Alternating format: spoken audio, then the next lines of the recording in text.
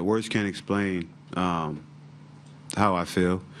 It's been a long, long time, 13 years of NBA basketball, a couple years of college, a couple years of, high school basketball. And to be able to say I'm a world champion, it makes me feel great. And to do it with the group of guys that we did it with is amazing. It's just, it's kind of still surreal. It hasn't hit me yet. And, I'm still kind of in this moment of just is this real yet? And for me, just at the end of the day, I work extremely hard on my game. I work extremely hard on myself, and I am extremely hard on myself.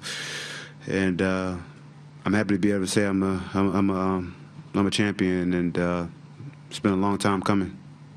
In the front row on your right. Kyle, Trista Crick, USA Today.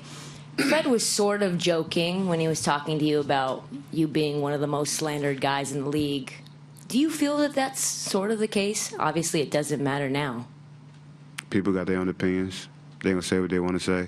They always have. I hear them, I listen, but they don't affect my life. Everyone has their own opinions. And I go out there and I do my job to the best of my abilities. And people that know, my teammates, the organization, they know what I bring to the table, and they appreciate what I do, and what I've done. And I score 0 points. People, blah blah blah. I do this. I don't score. I understand, what people say. I hear them, but if we win a game and we win as a group, and that's all that matters. Winning is all that matters to me, and I'm at the highest level of winning right now. Michael, over here, fourth row.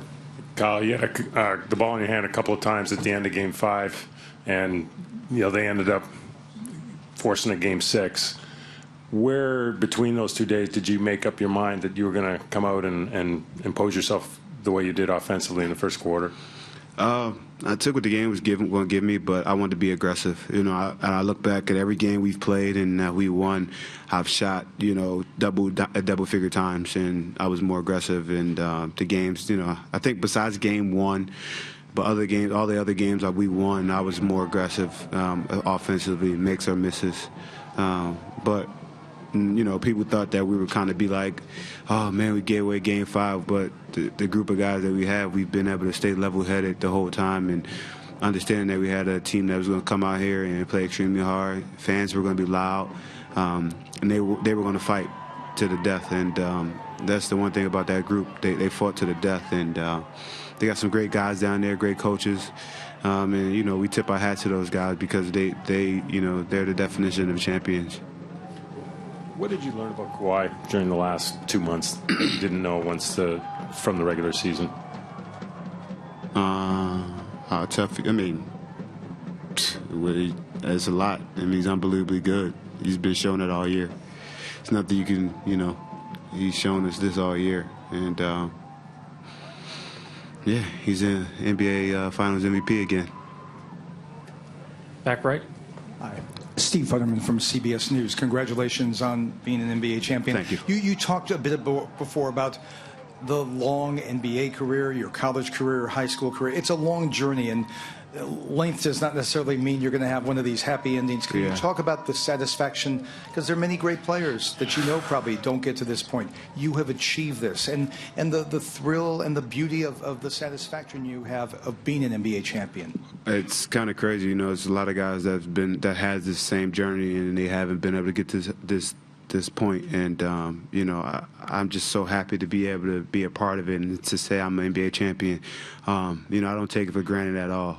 I know how hard how hard it's been, how hard it is to get here. I know how hard it takes, and it takes some luck also, and it takes some purified professionals just to go out there and just keep going and working and trying to get it done. And I'm happy to be a part of that fraternity now to say I'm a champion. And were there some times, I'm guessing you're human like everyone else, can you talk about, now that you're on the top, were there some times when you said to yourself, I wonder, should I keep the battle going? No, I always want to keep working. I love this game. I love this job.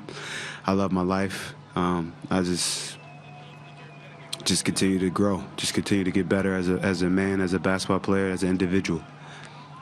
Last three. We'll do Eric, Robert, and over here. Eric Curry, The Athletic. Kyle, two things. First, I noticed you weren't really in the fray too much in the locker room. What was sort of your celebration immediately after? And two, what are you going to do with all these balls you're collecting? I don't drink, so I didn't want to I did a couple sprays, and I wanted to make sure that everybody I was in there a little bit, and for this basketball, I'll make sure that we'll put that one in the practice gym or somewhere, and have it done up to say the 2019 NBA champions. That one will be displayed somewhere in Toronto. On your right, third row. Max from PPS. First, congratulations. Thank you. You've been with the Raptors for a few years. Mm-hmm. It must be a great feeling today. What do you want to say to the city of Toronto and the fans there? It's more the city of Toronto, the country of Canada. We did it. We brought it home, and we want everybody to celebrate safely.